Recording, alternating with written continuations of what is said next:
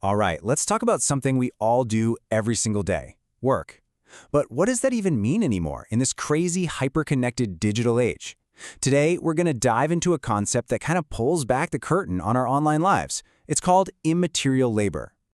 It all starts with a feeling we all know, right? That constant, low-key pressure humming in the background of our lives. It's this unspoken command, get online, you gotta connect, you have to participate. And man, the hype around it is just relentless, isn't it? It creates this massive sense of urgency, this feeling that if you don't have a digital footprint, you're going to be left in the dust. You risk becoming, well, obsolete. But hey, on the flip side, if you do plug in, there's this big promise, right? You get to be part of this amazing new digital world. They tell us we can join this hive mind, this incredible networked economy of smart, creative folks. And what's the end game for this so-called hive mind? Well, it's all about speeding things up, accelerating innovation, creating brand new markets, and, no surprise here, cranking up the speed of capital and profit. Okay, so that's the sales pitch. But as you can probably guess, it's not quite that simple. Not at all. Because when you really look at it, the internet is built on this huge fundamental contradiction. So on the one hand, you've got the dream. The internet is this democratic utopia, right? This decentralized place where information is free for everyone. But on the other hand, you've got the reality. And that reality looks a lot more like a powerful capitalist machine, an engine built specifically to shape what we think and drive the market. And who's caught in the middle of this massive tug of war? People we've started calling knowledge workers. We're talking about your multimedia artists, writers, programmers, designers, basically anyone and everyone who's creating the stuff that we see on our screens. But here's where things get tricky. The moment we try to pin down exactly who these workers are, we kind of walk right into a trap that really keeps us from seeing what's actually going on. The whole debate just gets stuck on this one question, over and over. Are these digital creators some kind of powerful new elite, with all this cultural influence? Or are they just the newest version of the working class, a digital proletariat, if you will?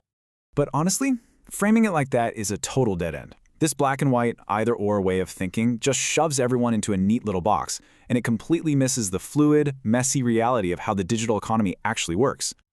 There's a great quote from our source material on this. It says, "This way of thinking freezes the subject."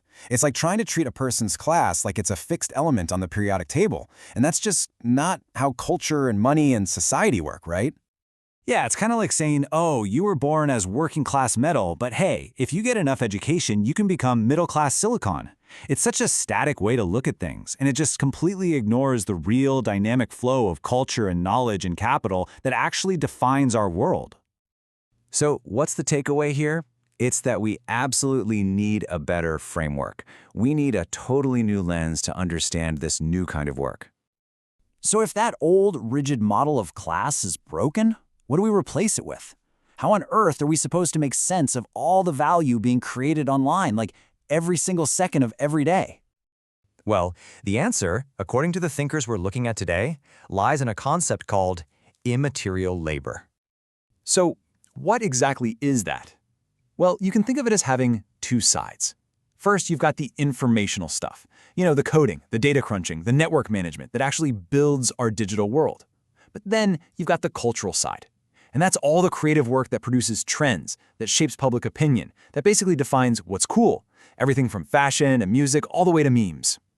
And here's the real game changer, the big shift in thinking. Immaterial labor isn't a class of people. It's not about them. It's a potential that exists inside, well, pretty much all of us. The term they use is a virtuality, and that just means it's this kind of raw, untapped potential for creative, communicative work. And it's not just in the hands of a few highly skilled experts. No, it's spread out across the entire social body.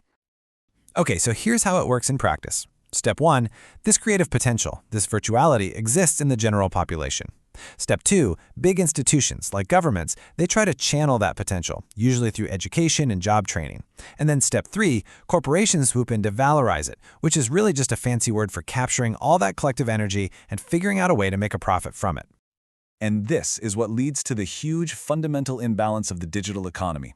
You have all this value, the culture, the information, the trends, being produced collectively by literally millions of us. But the compensation? Oh, that is very, very selective. I mean, just think about it. A viral meme, a new fashion trend, a whole new music scene, where do they come from? They bubble up from the collective creativity of thousands, maybe millions of people. But who gets the paycheck at the end of the day? The vast majority of the money is captured by the big platforms and corporations that host and sell that content, not the people who actually created it. All right, so this is a really interesting idea, but why does it matter? Why is this concept of immaterial labor so important for understanding our lives right here, right now? Well, it's because it completely reframes how you look at the internet. Suddenly, you realize the web makes art collective intelligence, visible, tangible. Every single like, every share, every comment you make, it's a productive act. And this whole thing isn't some digital utopia. It starts to look a lot more like a new kind of factory floor, one that's plugged directly into global venture capital. It reveals the hidden work that all of us are doing every single time we go online. And that leaves us with one last, really big question to chew on.